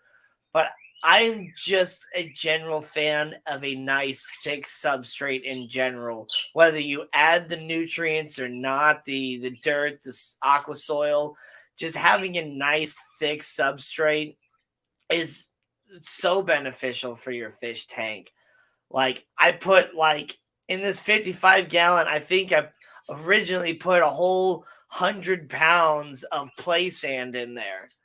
And I've pulled sand out of this tank to help like super cycle new tanks when I had like my African cichlids breeding and stuff like that, and it worked wonders. And but yeah, deep substrate for the win for sure.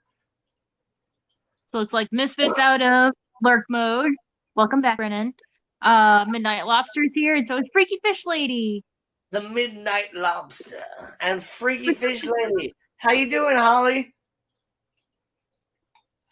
What's up? What's up? We're talking about merch. Do what? So get your Glass Box Hero merch. Yes, I got my shirt in today. Glass Box Hero. So is that the women's flowy tank or is that the standard tank? No, this is the women's flowy tank. The flowy I love these. Yes. These are my new favorite workout clothes. I first got Brennan's Misfits. And I fell in love with them. So now everybody's merch, if they have the flowy women's tank top, that's what I'm getting. And I also got my What the Fish shirt. It's in the bedroom right now. But yeah, I got my What the Fish shirt yesterday and this one.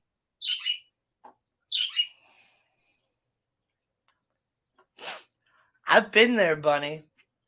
For sure, Ivy. Where I've had days where I'm just like, why do I have all these fish tanks? Yeah. Like, yeah, the color is great too. I think it worked really well with the logo. Oh yeah. Show us a better view of that tank top. Show us the backside and everything. Yeah. Oh, the backside? Okay, hold on. I don't know if you can see. I can't see. Can you see it? Is that good? Yeah. Yeah. It prints so much lower than when I edit the imaging and stuff. It looks like the words sit up so much higher, but it prints on like the center of the back instead. Yeah. Yeah. But it's all right. It works. Teespring only allows you to add the image in certain areas. Unless you get one of those like all over image shirts, but I don't like those. Right. Those are just like super stretched out and stuff. Oh yeah, I forgot there was lettering on the back. That's what you were wanting to see. I forgot about that. Yeah. I can only see my front. I can't see my backside.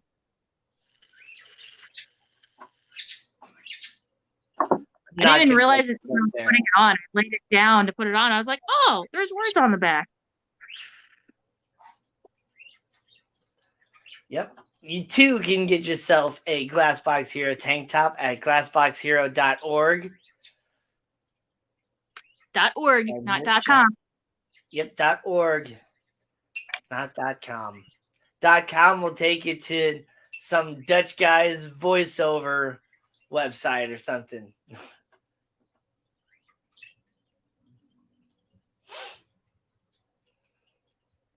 But yeah, I've been downsizing a lot recently and stuff.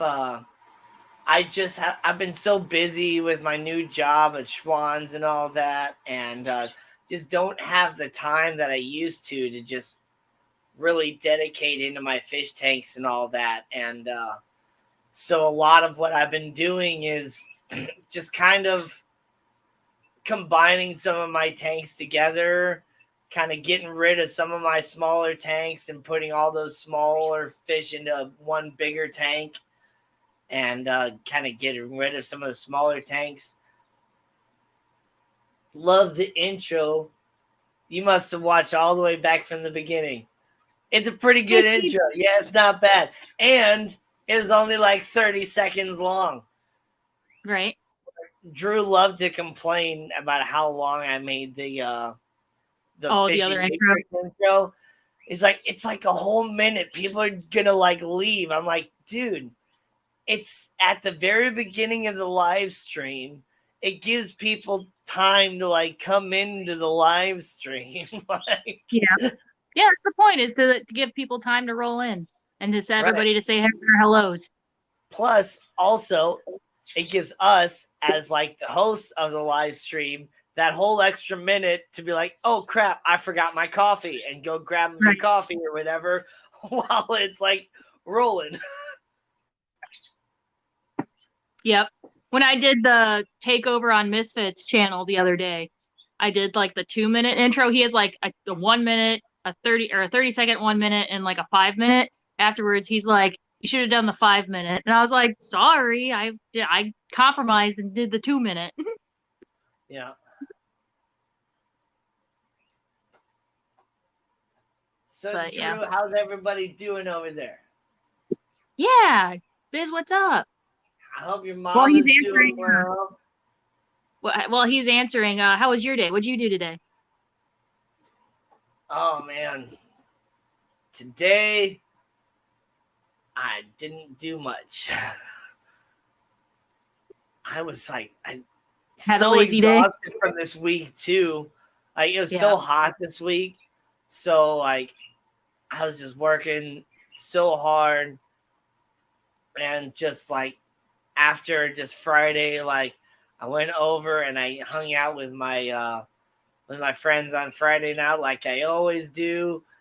And then I just came home and just basically like passed out on the couch, and then just like went and I just like slept, and it was just kind of still dark outside already this morning, so I didn't quite realize how late it was, and I just slept. And then it's like I woke up at 11, started watching Jimmy P, and then it's like, yeah, I did some work out in the yard too, because it wasn't too hot today.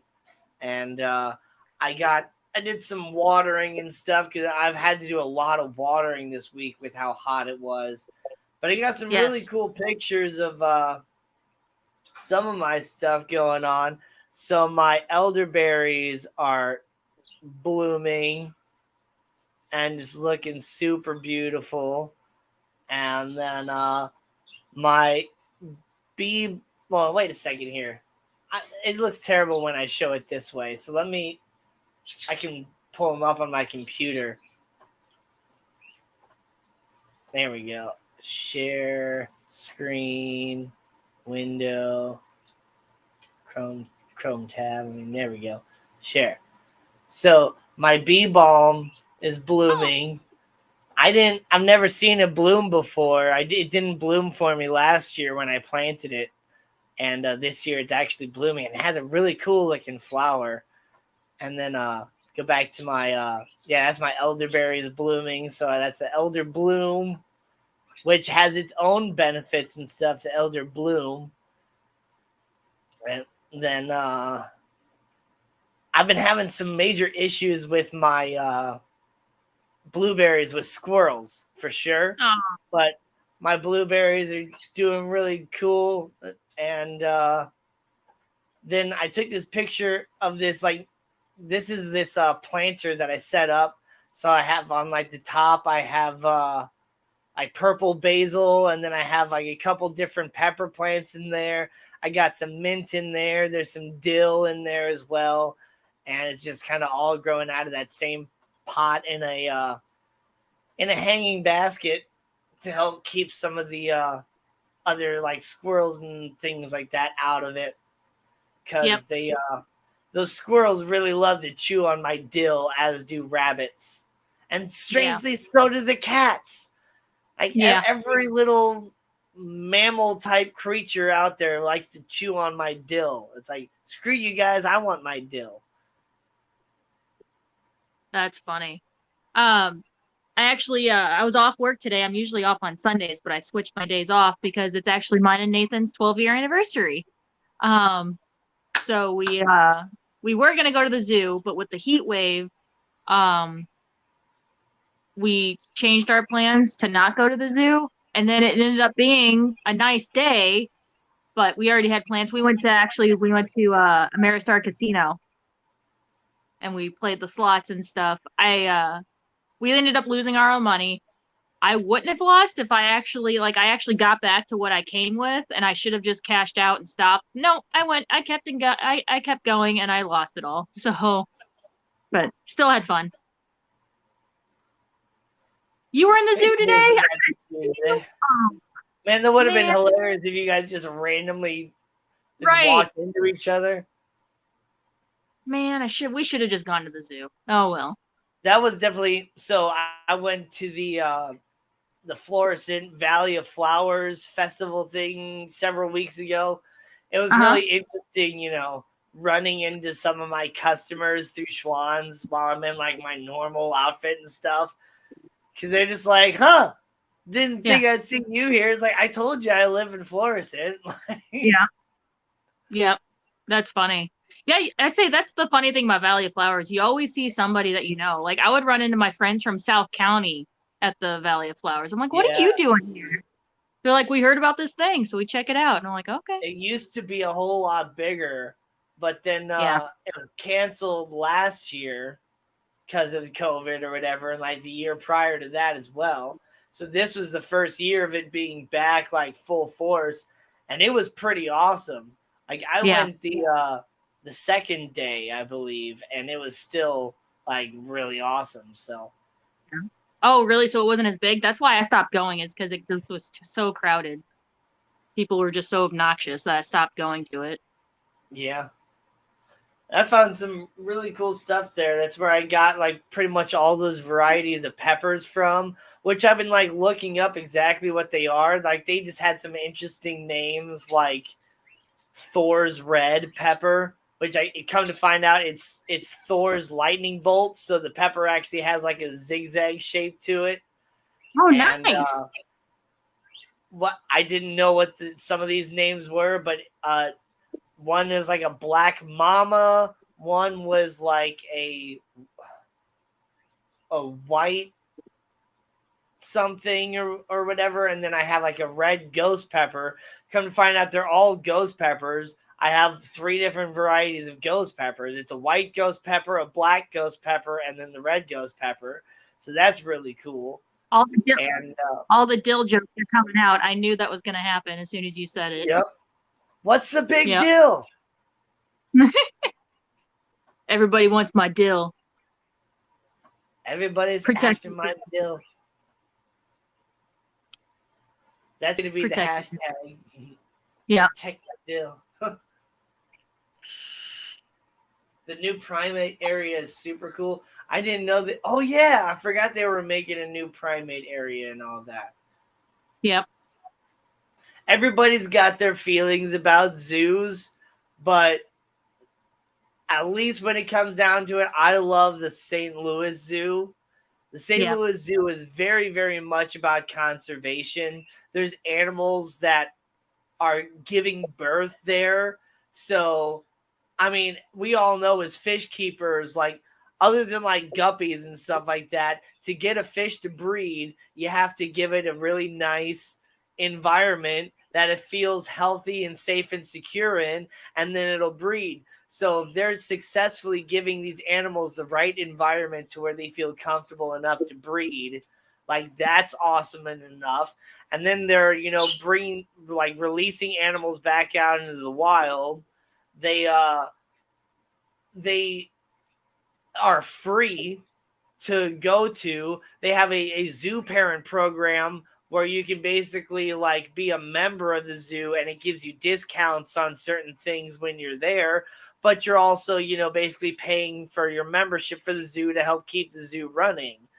And our zoo is not only rated like one of the best zoos in the world, but it's a free zoo to the public. So it's the world's #1 free zoo.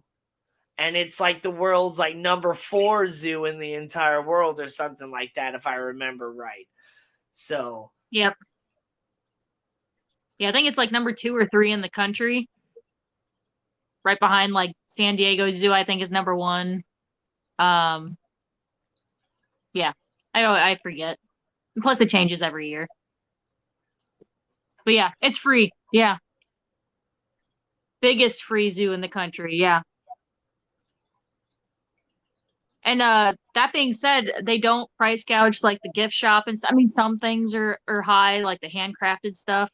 But yeah, they don't price gouge the food or the gift shop either. I mean, they kind of do. It's a little bit high, but it's not like outrageous. If you go to the main like food restaurant that's in the center of the zoo that has that's like that circular gazebo thing, I mean, you're getting a cup of soda that's like $8. It's like you're going to buy a beer at a ball game. It's kind of ridiculous. But yeah, I mean, it's a little bit high, but it's not anything. But like, there's no rules. There's no rules about bringing a cooler into the zoo with you. You can bring your own food and whatever. They don't tell you can't bring stuff in or whatever. And so that's what's great about it is like, I grew up in a family with 5 kids. So there's all 7 of us. If we brought, extended family along, like we could have just my family alone with my cousins, my first cousins. We could have, 30 to 40 people there. So like we wouldn't be like buying food or anything like that. We'd be packing coolers full of sandwiches, finding a really cool area where there's like grass, and we just throw out some blankets. We'd have a picnic right there in the center of the zoo and watch the flamingos walking on the lake or whatever, It was really, really cool. We're right outside the reptile house and stuff. There's like that big area, that big field that it's mainly meant for that, to have a picnic in. Yeah.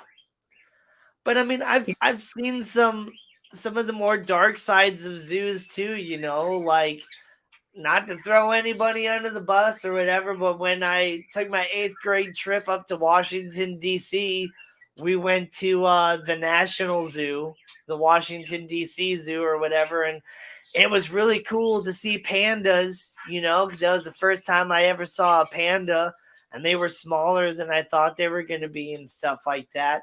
But like the pandas had the nicest enclosure out of anybody else. The lions were basically in like a cage that was maybe the size of my house, like not very big at all. And like Lady Diane is here. Lady Diane, I haven't seen you in forever. Great to see you, Diane. I know. I missed I didn't realize this last Thursday was the Maasai meeting. Yeah. I missed it. I watched some of it on YouTube. I'm really disappointed I didn't go, though. For those of you in chat that didn't know, that didn't see Drew's post on Fishy Biz Aquatics, Dean, with Dean's fish keeping or whatever, Dean, the guy from Aquarium Co-op, the master breeder Dean, was here in St. Louis at the Maasai meeting and gave a whole speech, and I could have been there and shook that mother. I could. I wish I could have been there, man. Emotional damage. Like, I wanted to be there. Aww. Oh, shut up, Funk. Jesus. You're chased out because they're trying to put you in the primate exhibit.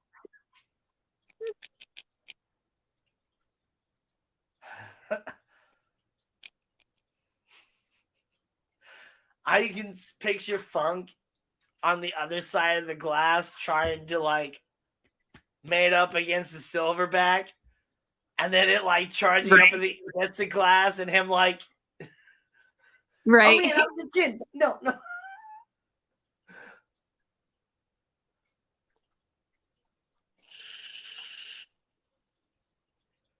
Yeah, exactly. We totally dropped the ball in not being there. Yeah. Oh man. If I would have seriously like known that, like even if somebody would have told me like that night, like right before it was gonna the meeting was gonna happen, like I would have been like, screw karaoke tonight. I'm going to meet Dean. Drop everything. Drop everything. Let's go. Yeah.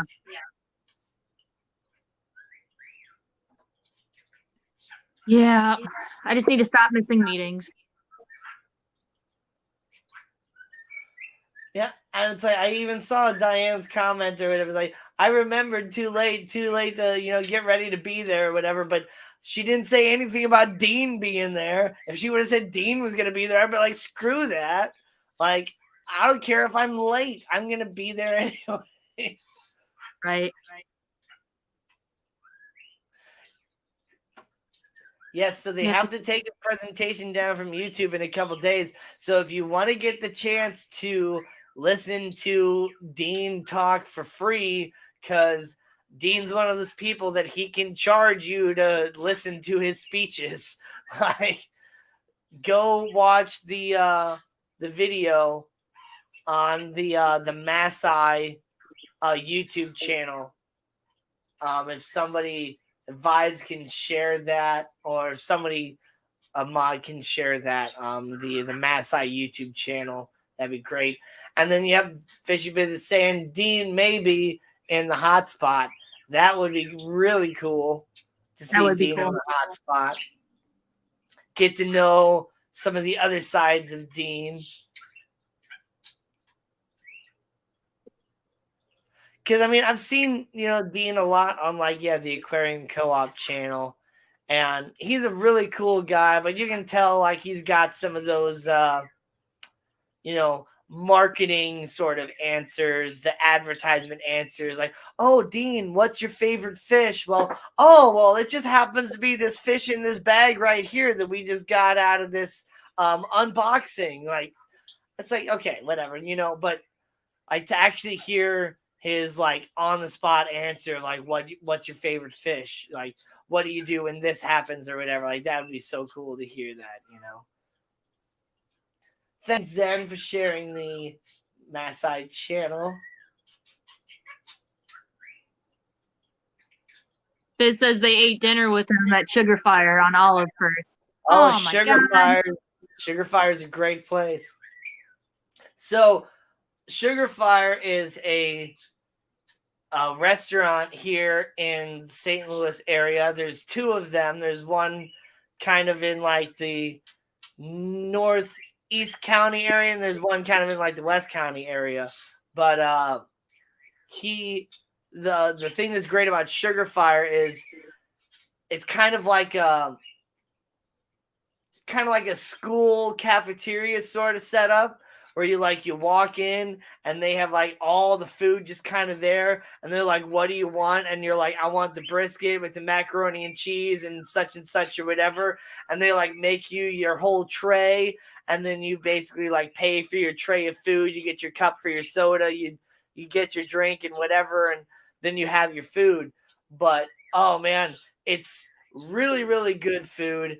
And they pretty much, I don't remember what time they open during the day, but it's the type of place where it's like, this is the food that we have today. We have brisket, rotisserie chicken, and pulled pork, and we're open at like 4 p.m. and we're closed when we run out of food. and it's just like, oh, it's so good. They have really good brisket. They have such amazing like macaroni and cheese. They do like brisket macaroni and cheese and all that other stuff too. Oh, so good. So I've never actually been to Sugar Fire yet. I haven't been there yet. Yeah. You need to go. Yeah. Another place that I would have loved to be able to share with this community here on YouTube, even though maybe the fish weren't in like the absolute best conditions or whatever, would have been the Fin Inn in like Alton, Illinois. But unfortunately, that place closed down with COVID and all that. They didn't make it through the whole thing. But it was a really cool place where the whole place was just filled with massive fish tanks filled with like wild caught fish and stuff like that. One of the tanks had a massive alligator snapping turtle in it that was like this big. And so you'd sit there at your table and you'd have this massive fish tank literally right next to you, built into your booth table. And you just have these bass sitting there watching you eat your food. It's like, hey, I'm eating your buddy right now. Yeah, the Fin Inn. The Fin Inn. I loved that place. Biz, you suck. I can't go everywhere.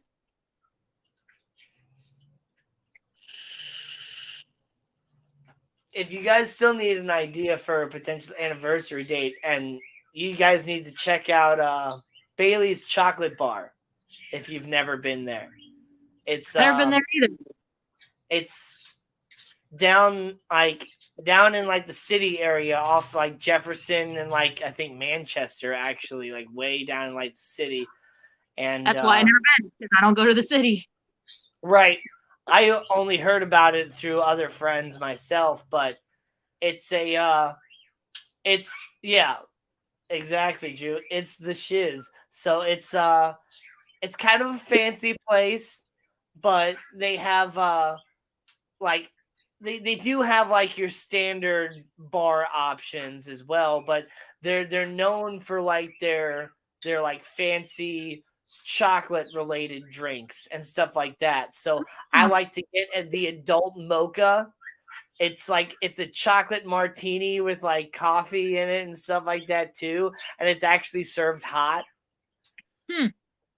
And or you can get it served cold as well. But I don't know, there's just some really interesting stuff there, and you can order like little pizzas and some other things like that, but their main menu is about cheese plates. So they'll get you like little focaccia bread and like dried fruits and spiced nuts and stuff like that. And then you can order several different cheeses from like all over the world. My favorite is this like flaky cheese called Iberica. It's from Spain, and it's actually made with sheep, cow, and goat's milk all together. And it's like really, really good. And I used to, like, me and my ex-fiance actually went there a couple different times. I actually proposed to her after Bailey's Chocolate Bar on our 6-month anniversary. But what I really loved to do was after ordering the cheese plate, we'd have some of the cheeses left over, and then I'd, take those cheeses home.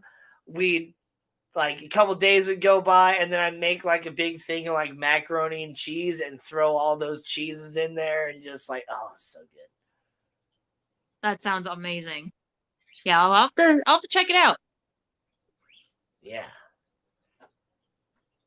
They have, like, a Nutella martini as well, like a chocolate hazelnut martini. Ooh, that sounds good. Bailey's is temporarily closed. Oh, no. Uh-oh. COVID got him. Let's get the thumbs up popping, y'all. But no, we had our anniversary date today. We had our anniversary date today. We went to the casino. Yeah. We had breakfast, and then we went to the casino, and then we had dinner. And then you blew all your money. Yeah, I did. I lost all my money. I lost it, got it back, and then I lost it again, like a dum-dum. Yep.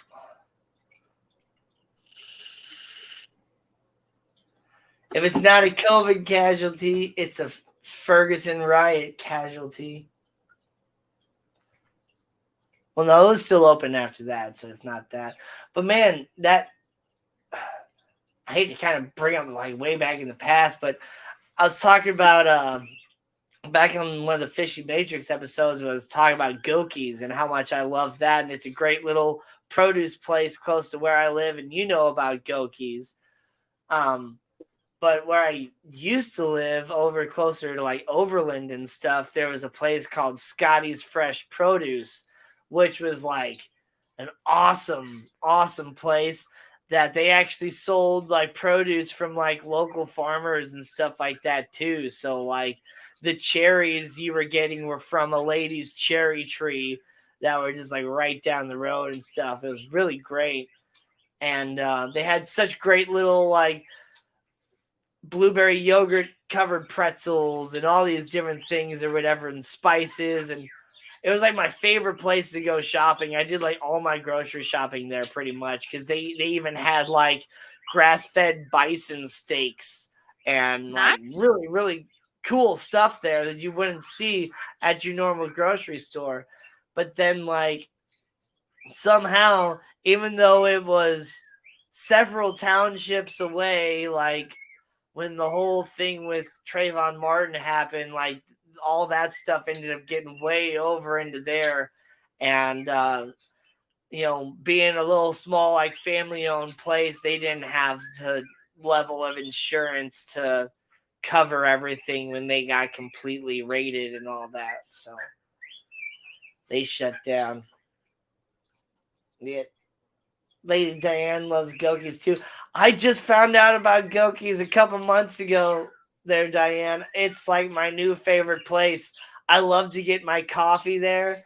And Goki's is so great. The customer service there is fantastic too. Like I love mom and pop shop. It's just a whole different level. Like my first time there, I'm just kind of walking around and this lady's just like, do you need help finding anything? I'm just like, no, I'm just kind of amazed. Like, this is my first time here. I've been living in Florissant for a couple years now, and I've just never been in here. And just like, wow. And then it's like I'm going around and I'm like looking at their little coffee blends that they've made. And my favorite one is called Leprechaun Gold. It's so good. But then it's like I'm taking this coffee up. And it's like I have a coffee grinder at home, but I hadn't used it in a long time. So I'm just like, okay, well, I'm going to have to clean out my coffee grinder when I get home. And all of a sudden I'm like checking out. And she's like, did you want your coffee ground up? And I was like, you do that? And she's like, oh, yeah, we do everything here. I'm like,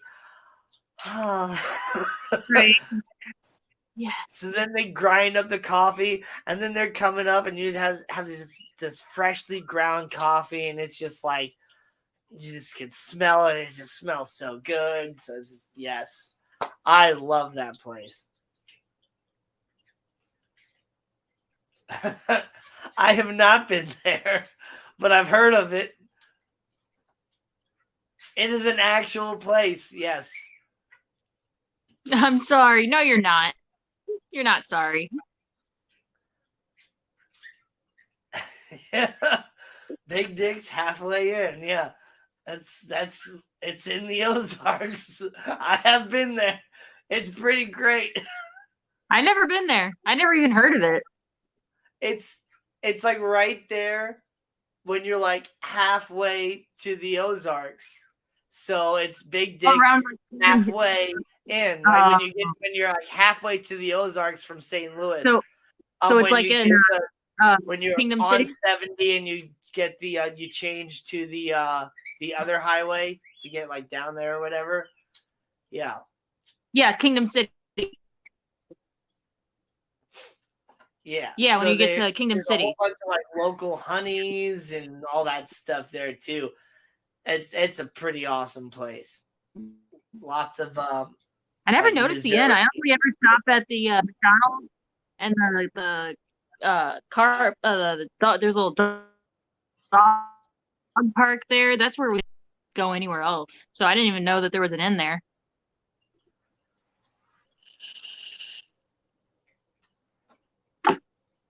Yeah. Yeah, they purposely treat you like crap. That's funny. It's kind of like I can never remember the name of the place that's in Chicago. Like a restaurant where they're purposely mean to you. Yeah. Yeah.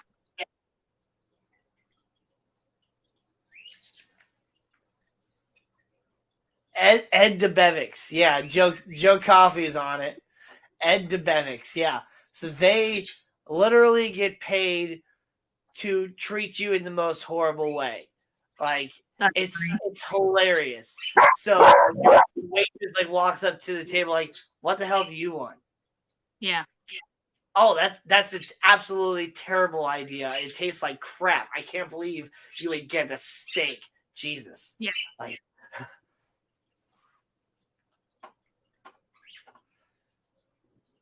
later, James B. Later. In fact, I gotta get going too. We've been going for a full 2 hours here.